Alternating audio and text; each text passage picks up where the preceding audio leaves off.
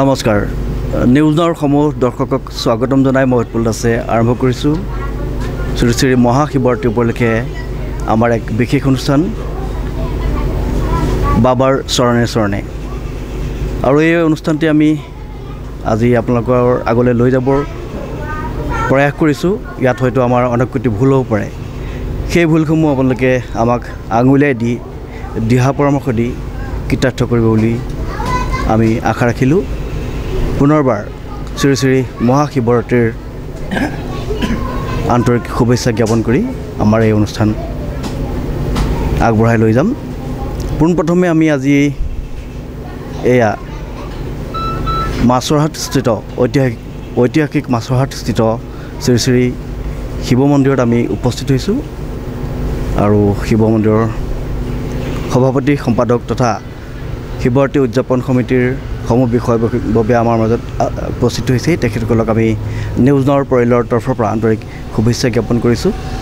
আৰু আজি আমি এই মন্দিৰ ভাগৰ যি ইতিবৃত্ত সেয়া আপোনালোকক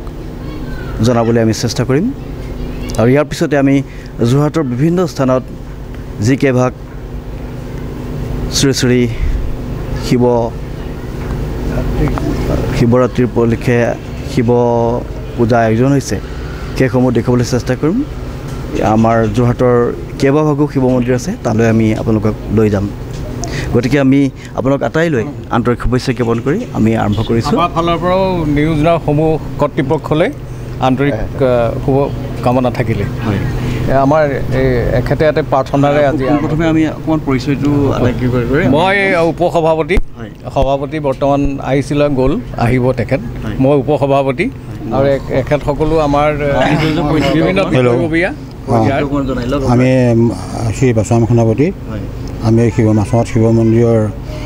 উদযাপন কমিটি উপসভাপতি আৰু নিৰ্মাণ কমিটিৰ প্ৰতিষ্ঠাপক সকলৰ লগতে আমিও আছোঁ। আৰু লগতে শিৱ মন্দিৰৰ মূল পাঠেকি এইখিনি কৰ্ম আমি কৰিব পৰা শক্তি নাই, তথাপিতো ৰাইজৰ আশীষ লৈ আমি এইখিনি কৰ্ম কৰি আছোঁ আৰু আগলৈকে আপোনালোকৰ আশীষ পাম বুলি আমি আশা ৰাখিলোঁ। আপোনাৰ পৰিচয় অকণমান। মোৰ নাম শ্ৰী পোনা দাস। আমি এই শিৱ মন্দিৰৰে এজন পুৰোহিত বুলিয়ে ক'ব লাগে। পূজাৰী যেতিয়া পুৰোহিতে বন্তি প্ৰজ্বলন কৰোঁ, সেয়েহে আৰু এই কমিটিৰ আমাৰ এজন সদস্য তেখেতে কৰি আছে। আপোনাৰ পৰিচয়? মই শ্ৰী ৰমেশ দাস, মই শিৱ মন্দিৰৰ তোমাৰ সম্পাদক। তাকে ইয়াতে আমাৰ মন্দিৰভাগ চলাই গৈ আছোঁ আৰু এইদৰে, আৰু বিশেষ একো নাই আৰু। মই অজিত কুমাৰ দাস, মই উদযাপন সহকাৰী সম্পাদক। আমি উদযাপন কমিটিৰ সম্পাদক। ৰাইজৰ সহযোগতে আমি কৰ্মভাগ চলাই গৈ আছোঁ বৰ্তমান। বাইদেউ কি ধৰণে জড়িত হৈছে? মই মনোৰম এদিন ৰাইজক চাহ তাহ দিয়া আৰু সহায় কৰি থাকোঁ। আমাৰ শিৱ মন্দিৰৰ সদস্য যথেষ্ট সেৱা কৰে, ৰাইজৰ হেৰি হয় কৰি থাকে। সেইখিনি হৈছে। মোৰ নাম গোপাল সেনাপতি। মই এই মন্দিৰ যেতিয়াৰ পৰা মন্দিৰ আমাৰ স্থাপিত হৈছে তেতিয়াৰ পৰা ইয়াত আছোঁ আৰু সদস্যৰূপে, আৰু এতিয়াও থাকিব, ভৱিষ্যত থাকে বুলি মই কামনা কৰিছোঁ। ধন্যবাদ। আমাৰ মন্দিৰ ভাগৰ অকণমান কৈছোঁ মানে আমাৰ এই মন্দিৰভাগ 1989 চনতে প্ৰতিষ্ঠা হৈছিল। কেইজনমান ভক্তপ্ৰাণ ৰাইজৰ সহযোগত প্ৰাৰম্ভিক পৰ্যায়ত সীমিত আকাৰতে আছিলে। তাৰপিছত পৰ্যায়ক্ৰমে আমি বিভিন্ন মানে ৰাইজৰ দান বৰঙণিৰ দ্বাৰা আমি এই অনুষ্ঠানটি আজি এই অৱস্থাত উপনীত কৰাইছোঁ। বিশেষকৈ আমাৰ ইয়াত প্ৰত্যেক বছৰেই শিৱৰাত্ৰি উদযাপন হয়, লগতে প্ৰত্যেক বছৰ শাওণ মাহত আমাৰ ইয়াত আমি শিৱ পুৰাণ পাঠ আৰম্ভ কৰোঁ আৰু যথেষ্ট ভক্তৰ আগমন হয় আৰু ভক্তসকলৰ প্ৰতি আমি কৃতজ্ঞতা জনাই আজি এই অনুষ্ঠান ভাগ আমি আৰম্ভ কৰিব লৈছোঁ। আৰু আজিও আমি দুদিনীয়া কাৰ্যসূচীৰে আমাৰ মানে শিৱৰাত্ৰি ভাগ আয়োজন কৰিব বিচাৰিছোঁ। আশা কৰিছোঁ যে আমাৰ যথেষ্ট ভক্তৰ সমাগম হ'ব। আৰু ভৱিষ্যত আমাৰ বহুত পৰিকল্পনা আছে এতিয়াও আমাৰ মূল ঘৰটো বনাবলৈ আছে গতিকে যদি ৰাইজে সহযোগ কৰে আৰু সকলোৱে যদি ইয়াৰ প্ৰতি মানে দায়বদ্ধ হয় তেনেহ'লে আমি অতি সোনকালে সম্পূৰ্ণ পূৰ্ণাংগ এটি মন্দিৰ ইয়াত প্ৰতিষ্ঠা হ'ব বুলি আমাৰ আশা সেয়া আমাৰ দুদিনীয়া কাৰ্যসূচীত কি অনুষ্ঠান আমাৰ কাইলৈ পূজা আৰম্ভ হ'ব 8 বজাৰ পৰা শিৱৰাত্ৰি পূজা আৰম্ভ হ'ব নহয় আজি ৰাতিৰ পৰাতো হ'বই কাইলৈ ৰাতিপুৱা 8 বজাৰ পৰা শিৱ পূজা আৰম্ভ হ'ব শিৱ পূজাৰ তাৰপিছত 12 বজাত আমাৰ নাম প্ৰসংগ আৰম্ভ হ'ব স্থানীয় ৰাইজ আমাৰ মাছৰহাটৰ ৰাইজ আৰু আমাৰ মন্দিৰ ৰাইজৰ যৌথ সহযোগত নাম পাঠ আৰম্ভ হ'ব আৰু 3টা বজাৰ পৰা আমাৰ মহাশিৱ গীতা পাঠ হ'ব আৰু পৰহিলৈ আমাৰ সামৰণি নামেৰে এষাৰ নামেৰে মানে আমাৰ শিৱৰাত্ৰি ভাগ সমাপন কৰা হ'ব সেয়া কাৰ্যসূচী যেহেতু শিৱৰাত্ৰি উপলক্ষে আপুনি যদি অকণমান শিৱ নাম শিৱ বাবা 3জন ত্ৰিমূৰ্তিৰ ভিতৰত তেওঁ এজন পৰে গতিকে সাত্বিক আৰু ৰাজসিক তামসিক এই 3 গুণেৰে ব্ৰহ্মা বিষ্ণু শিৱ তেখেতসকলে 3 মূৰ্তি ধৰি 3টি শক্তি লৈ পেলানি এই ব্ৰহ্মাণ্ডখন সৃষ্টি স্থিতি আৰু পালন কৰি আছে গতিকে সংহাৰ কৰোঁতাই হ'ল কি শিৱ গতিকে ভগৱন্ত যদিও তেওঁ জগতৰ ঈশ্বৰ তেওঁ যদিও জগতৰ ঈশ্বৰ কিন্তু তেওঁ গছৰ গুটিহে ধাৰণ কৰে তেওঁ সোণৰ ৰূপৰ হীৰা মুকুতা পিন্ধিব পাৰে ব্ৰহ্মা আৰু বিষ্ণুৰ নিচিনা কিন্তু তেওঁ নিপিন্ধে তেওঁ অকল গছৰ গুটিহে তেওঁ মানে ধাৰণ কৰে তাৰমানে তেওঁ গোটেই ব্ৰহ্মাণ্ডখনৰ প্ৰকৃতিৰ লগত তেওঁ জড়িত হৈ আছে সেই গতিকে আমি তেওঁক প্ৰাৰ্থনা কৰোঁ বোলে বন্দে শিৱং তিনয়নং পঞ্চাননং জটাধৰং চন্দ্ৰমৌলিং গংগাধৰম অক্ষমালা ব্যৱহৃতম বাঘ্ৰশ্ৰম পৰিধানং তেওঁ কোনো কাপোৰ ধাৰণ নকৰে তেওঁ বাঘৰ চালতে পৰিধান কৰে বাঘ্ৰশ্ৰম পৰিধানং সদা যোগে ধ্যানৰতম সদায় তেওঁ জগতখনৰ মংগলৰ কাৰণে সংসাৰৰ পৰা ৰক্ষা কৰিবৰ কাৰণে তেওঁ ধ্যান কৰি থাকে সদা ধ্যানৰ অখণ্ড বন্দে শিৱ তিনিয়নং পঞ্চাননং চন্দ্ৰমৌলি গংগাধৰম অক্ষমালা ব্যৱহৃতম বাঘ্ৰশ্ৰম পৰিধান সদা যোগে ধ্যানৰতম বিষয়টো ফুলপানী প্ৰণাম আমি সদায় কৰোঁ সেই গতিকে আমি তেওঁক আমি ঈশ্বৰৰ স্বৰূপ বুলি ভাবি আমি সদায় প্ৰণাম সেৱা কৰি আছোঁ আৰু আগলৈকেও আমি তেওঁক আশীষ ক্ষত লৈ আমি এইখিনি কৰ্ম বাবাৰ মন্দিৰৰ যিখিনি আছে ভক্তবৃন্দসকল তাৰ সমস্ত ভিতৰত আমাৰ ধৰক 3জন ভক্তই বুঢ়া গধূলা তেওঁলোকে আমি নাহিলেও তেওঁলোকে সৰহ সেয়া কৰোঁতে প্ৰচলন কৰি বাবাক পূজা কৰি পোহৰ কৰি আছে প্ৰতি সোমবাৰে আমি কাৰণ কি ব্ৰহ্মাণ্ডখনৰ কোনো খণ্ড নাই এই অখণ্ড ব্ৰহ্মাণ্ডখনত আমাৰ মৃত্যু আছে কিন্তু জীৱটোৰ মৃত্যু নাই আৰু মই আপোনাক দেখিছোঁ আপুনি মোক দেখি আছে কিন্তু জীৱটো কোনো দেখা নাই সেই গতিকে জীৱত কাৰণ আমি জীৱটো তৰিবৰ কাৰণে কাৰণ জীৱৰ মৃত্যু নাই কিন্তু শাস্তি আছে জীৱ শাস্তি আছে সেই গতিকে তেওঁ কৰ্ম দেখি শাস্তি পাবই লাগিব আৰু শাস্তি পাবলৈ জীৱটো নাথাকে তেওঁ কেনেকৈ ভেলটো গম পাব মই ভেলটো একো গম নাপায় সেই গতিকে কৈছে যে অখণ্ড মণ্ডল কাৰং ব্যাপ্তং যেন চৰাচৰং তৎপদং দৰ্শিতং যেন তস্মাইচি গুৰুৱে নম গুৰুনো কোন গুৰু মানে হ'ল আন্ধাৰ আৰু ৰু মানে হ'ল পোহৰ আন্ধাৰৰ পৰা পোহৰলৈ লৈ যোৱা হ'ল কি গুৰু সেইগতিকে অখণ্ড মণ্ডলৰ কাৰণ ব্যাপ্তং জনং চৰাচৰং তৎপদং দৰ্শিতং তস্মাইচি গুৰুৱে নম গুৰু ব্ৰহ্মা গুৰু বিষ্ণু গুৰুদেৱ মহেশ্বৰ গুৰুদেৱ পৰম ব্ৰহ্ম তস্মাইচি গুৰুৱে নম ইমানটোকে আমি আৰু এজনৰ আপোনাৰ কচোন কৰিছিলোঁ আপোনাৰ পৰিচয়টো আপুনি মন্দিৰৰ লগত কেনেধৰণে জড়িত হৈ আছে মই মন্দিৰৰ লগত মন্দিৰ ভাগৰ লগত কমিটিৰ লগত বিন্দেশ্বৰ দাস মাছৰহাট শিৱ মন্দিৰ আমাৰ এই মন্দিৰ বৰ্তমান এখন স্থায়ী কমিটি আছে সেই স্থায়ী কমিটিৰ সভাপতি হ'ল শ্ৰী বকুল চন্দ্ৰ দাস আৰু আমাৰ সম্পাদক হ'ল এই ৰমেশ দাস আৰু আমাৰ এখন 21জনীয়া সমিতি আছে এই সমিতিৰ যৌথ প্ৰচেষ্টাতে আমি এই কামখিনি আগবঢ়াই দিছোঁ আমাৰ এতিয়া উদযাপন সমিতিৰ এজন বিষয়ববীয়া আহিছে সভাপতি জানতো এইফালে উদযাপন কমিটিৰ বিষয়ববীয়া তেখেতেও দুআষাৰ ক'ব আৰু এইবাৰ মহাশিৱৰাত্ৰিৰ তাৎপৰ্য কিবা আপোনাৰ ক'ৰবাত ক'ব নেকি কোৱাচোন তাৎপৰ্যটো কৈ তাৎপৰ্য মানে শিৱৰাত্ৰি পৰম মংগলময় এটা উৎসৱ শুভৰাত্ৰি শিৱৰাত্ৰি মানে হ'ল কি শুভৰাত্ৰি ভাল দিন এই দিনটোত যদি চতুৰ্দশীও পৰে অৱশ্যে চতুৰ্দশী পৰে এই চতুৰ্দশীৰ দিনটোত মানুহে কষ্ট বৰ্ত কৰি থাকিব লাগে মানে আপোনাৰ নিৰামিষ কিবা এটা খালেও কিন্তু আমিষ হ'ব নালাগে তাৰ এটা জ্বলন্ত উদাহৰণ আছে এই শিৱৰাত্ৰি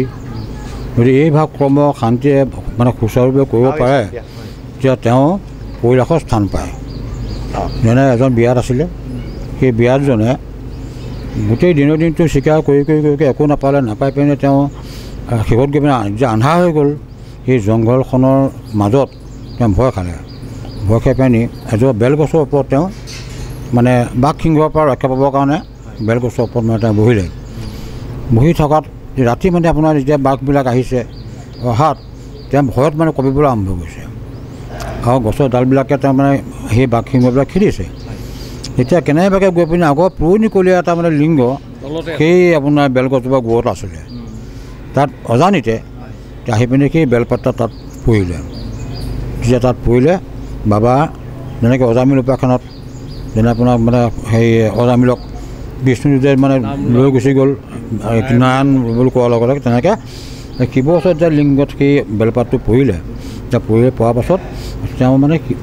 বাবাৰ যিসকল দূত আছিলে তেওঁলোকে ৰথ আহি পেলাই সেই বিয়াজনক লৈ গুচি গ'ল গতিকে আমি এই শুভ কৰ্মভাগ যে আমি মানে সুচাৰুৰূপে কৰিব পাৰোঁ তেনেহ'লে তেওঁক ধ্যান কৰিব লাগে তেওঁ কৰ্ম কৰিব লাগে মানে প্ৰৱেশৰ আমাক এই বস্তুটো মানে কি প্ৰৱেশ মন্ত্ৰ আছে এই বস্তুভাগ শিৱ মন্দিৰত ভৰি দিওঁতেই আমি মানে সদায় কিছুমান জানিব লাগিব নাজানিলেও বুজিব চেষ্টা কৰিব লাগিব আমাৰ প্ৰৱেশ মন্ত্ৰ আছে আমি মন্দিৰভাগলৈ যাওঁতে আমি মানে আগলৈ যাব লাগিব গাব লাগিব ওম নমঃ শিৱায় বিষ্ণুৰূপায় বিষ্ণুব শিৱে ৰূপণে অনাদি জগদীশ্বৰ নময় ভাৱমেন তাৰ ওম নমঃ শিৱায় শিৱৰ যিটো ৰূপ বিষ্ণুৰূপায় বিষ্ণুৰ একে ৰূপেই তাৰ উদাহৰণ কেনেকৈ পালা আমি তাতো এটা উদাহৰণ দিব লাগিব কথাটো মানে ধৰক এনেই কৰিলে ওম নমঃ শিৱায় বিষ্ণুৰূপায় বিষ্ণুব শিৱে ৰূপণে অনাদি জগদীশ্বৰ নমো হয় হাত সকলোৱে তেওঁক প্ৰণাম কৰে গতিকে বিষ্ণুৰূপায় এইটো কাৰণে হ'ল যেতিয়া পাৰ্বতীক মানে চাবৰ কাৰণে গৈছিলে শিৱৰ কাৰণে তেতিয়া মেনকা তাৰমানে পাৰ্বতী মাকে মানে শিৱক মানে বাবাক ছোৱালী নিদিয়ে কিয় কাৰণে নিদিয়ে সুধিলে যে কৈছে যে আমাৰ ছোৱালীজনী সোণৰ ৰূপৰ পালেঙত শুৱে সোণ ৰূপৰ ঘৰত থাকে আৰু মুখমূৰত ভৰি দি খোজ কাঢ়ে তেওঁ তাৰ কৈলাশলৈ যদি কৈলাশ পুতলে বিয়া দিয়া হয় তেওঁতো মানে আপোনাৰ সেই মনত মানে হাবিয়ে জংঘলে খোজ কাঢ়িব লাগিব মোৰ ছোৱালীজনীয়ে কষ্ট পাব আৰু 2 নম্বৰ কথা হ'ল কি মহাদেৱে তেওঁ মানে লোকে মানে আপোনাৰ চন্দন ঘঁহে গোটেই গাত ব্ৰহ্মাই ঘঁহে চন্দন লেপন দিয়ে বিষ্ণুৱে চন্দন ঘঁহে কিন্তু শিৱই ঘঁহে মানুহৰ মৰা মানুহৰ ভস্ম আৰু 2 নম্বৰ কথা হ'ল কি তেওঁ যিডাল মালা সেইডাল নৰকংকালৰ মালা বুজিছেনে আৰু তেওঁ মানে কি যদি হেৰিয়া গিৰিয়েকে কৈছে যে তুমি যদি মানে তুমি তেনেকৈ তুমি ভুল কৈছা কেলৈ ভুল কৈছা ব্ৰহ্মা বিষ্ণু শিৱ 3জন এজনেই তেওঁ ভগৱান যদি ভগৱান হয় তেনেহ'লে মহাদেৱে তেওঁ ভগৱানৰ ৰূপটো দেখাব লাগিব তেতিয়া মানে আপোনাৰ গৈ পিনে হিমগিৰি আপোনাৰ বাপেকে গৈ ক'লেগৈ যে প্ৰভু মইতো দিয়াত আপুনি নাই প্ৰভু আপুনি জগতৰ ঈশ্বৰ আপোনাৰ মোৰ ছোৱালীজনী দিয়াটো বিৰাট ভাগ্য মানে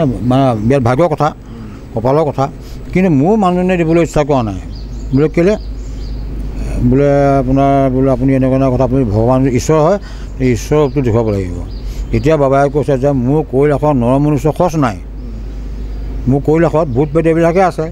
নৰমনুষ্য খৰচ নাই গতিকতে মই মানে ধৰক মই পাৰ্বতীক সেইকাৰণে মই মানে কৈলাশলৈ মই তেওঁক বিয়া পাতি নিব বিচাৰিছিলোঁ যদি মানে মোৰ আচল ৰূপটো চাব চালে মানেহে ছোৱালী দিব ঠিক আছে মই দেখুৱাম তেতিয়া তেওঁ মানে আপোনাৰ শিৱই আচল ৰূপটো দেখুৱাইছে বিষ্ণুৰূপায় শংখ চক্ৰ গদা পদ্ম ওম নমঃ শিৱায় বিষ্ণুৰূপায় এই মানে তেওঁ যে বিষ্ণুৱে যে তেওঁ এই গোটেইখিনি বস্তু দেখুৱাই দিলে সেইকাৰণে আমি 3জনকে আমি এক ভাবিব লাগিব কাৰণ 3জন এজনেই 3 ৰূপত ধৰি একতা বসতি অজ্ঞাত নিমিত্ত কৰে নৰে হয় লতি ঘটি তিনিজন এজনেই এজন বা তিনিজন আছে তিনিজন আমি এজন ভাবিব লাগিব আৰু আমি এটা কথা কি য'তে যি যেনেকৈ যি কওক কিন্তু ভগৱন্তই পায় ঈশ্বৰে পায় পাবলৈকে এজনে পায় চোৱাচোন বাৰু আমি ওপৰত যে পানী চোৰা মাৰি দিওঁ সি তলতে পৰিবহি হা পাবলৈকে এজনে পাব সেই গতিকে আশা কৰি দিছোঁ যোগ কৰি দিছোঁ আপোনাৰ শিৱ মোৰ নাম নুপুৰ দাস মন্দিৰত মোৰ এইবাৰ উদযাপন সমিতি মই এনেই সাধাৰণ ভক্তি যে এখেতসকলে এইবাৰ উদযাপন সমিতিৰ সভাপতি পাতিছিলে তাৰমানে শিৱ আচলতে বিশ্বজগতে মানে কিন্তু দেই কিয় মানে আপোনালোকে এই জনাবলৈ পাই সুখী হৈছোঁ যে ইউৰোপৰ জিউৰিখত যিটো চাৰ্ণ আছে CERN মানে পদাৰ্থ বিজ্ঞান জগতৰ আটাইতকৈ সৰ্বশ্ৰেষ্ঠ অনুষ্ঠান তাৰ মুখতে শিৱৰ তাণ্ডৱ নৃত্য এটা মূৰ্তি আছে তেখেতসকলে তাৰ ব্যাখ্যা দিছে যে হাতীপতি তাৰকা ৰাজ্য আজি আৱিষ্কাৰ হোৱা যিমান তাৰকা ৰাজ্য আছে তাৰ যিটো ছন্দ সেই ছন্দটো শিৱৰ নৃত্যৰ দৰে বিজ্ঞানীও মানে শিৱক আজি বিচাৰি পাইছে আৰু শিৱ হ'ল মংগলময় ওম নমো শিৱায় যেতিয়া কওঁ ওমটো হ'ল অনাহত শব্দ এটাই শব্দ য'ত মানুহৰ মুখত আঘাত নলগাকৈ উচ্চাৰণ হয় আৰু এই ওম শব্দটোৱে বিশ্বব্ৰহ্মাণ্ডৰ যিটো তৰংগ তাৰ লগত একে হৈ থাকে বুলি বিশ্বাস কৰিছে বিজ্ঞানে গতিকে শিৱ এইটো মংগলময় শক্তি কিন্তু শিৱও কিন্তু আদিযোগী তেওঁ ভগৱান বুলি নিজকে কোৱা নাই কাৰণ শিৱক এদিন পাৰ্বতীয়ে সুধিছিল যে তুমি কাক ধ্যান কৰি থাকা শিৱই কৈছে মোৰো অনন্ত ব্ৰহ্ম আছে তুমি গম নাপাবা শিৱ কিন্তু আদিযোগী তেওঁ নিজকে ভগৱান বুলি কোৱা নাই তেওঁ পৰম ব্ৰহ্মৰ প্ৰতি তেওঁ সদায় ধ্যান কৰি থাকে আৰু সেই আদিযোগীক ধ্যান কৰিলে আমি ঈশ্বৰকো পাম আমি নৰমনুষ্য নোৱাৰোঁ ঈশ্বৰক পাবলৈ কি উপায় আছে সেইবাবে শিৱই আমাক এটা বাট দেখুৱাইছে আৰু সেই চাৰণাৰে এইটোও বুজাই দিছে যে শিৱই বিশ্বজগতৰ গোটেই ছন্দটোৱে শিৱ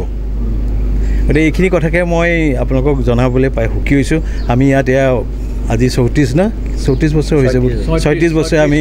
শিৱৰাত্ৰি পালন কৰি আহিছোঁ ৰাইজে প্ৰতি বছৰে অভূতপূৰ্ব আহিছে সহায় জনাইছে গতিকে সকলোলৈকে মই সেৱকসকল সকলোলৈকে মই আমাৰ উদযাপন সমিতিৰ হৈ শিৱ মন্দিৰৰ হৈ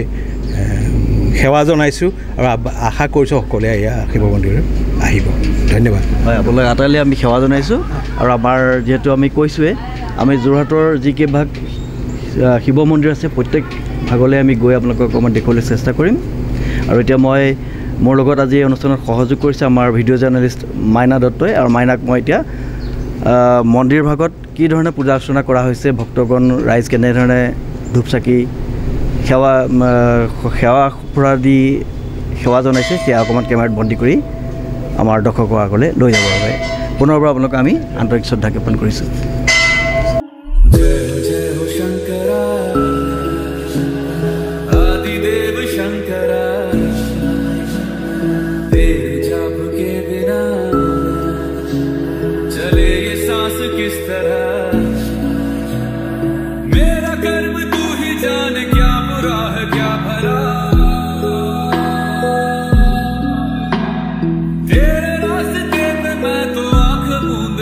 चला